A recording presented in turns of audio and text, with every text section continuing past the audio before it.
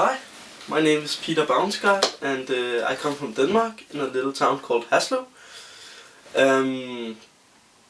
I would like to be a part of the Fjällräven expedition, polar expedition, because I think it sounds awesome and it's really me.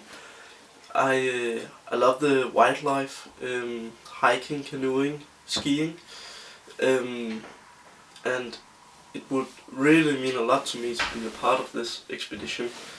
I work at a kindergarten and at a gas station because I'm saving up money to go to this Life Wild school in Denmark next year. I'm really looking forward to it. I've been to Lapland 2 times before. It is many years ago, but I really remember it as this awesome, cool place. Very, very, very beautiful, and it would mean the world to me to get up there again and just see it one more time.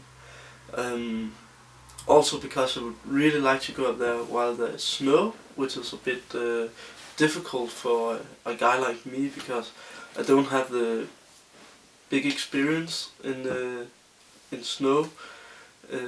Like go hiking and stuff like that in snow. I don't have any experience with that actually, and I would like to have that. So I really hope that you would vote for me and get me up there, because it would be a lifetime experience.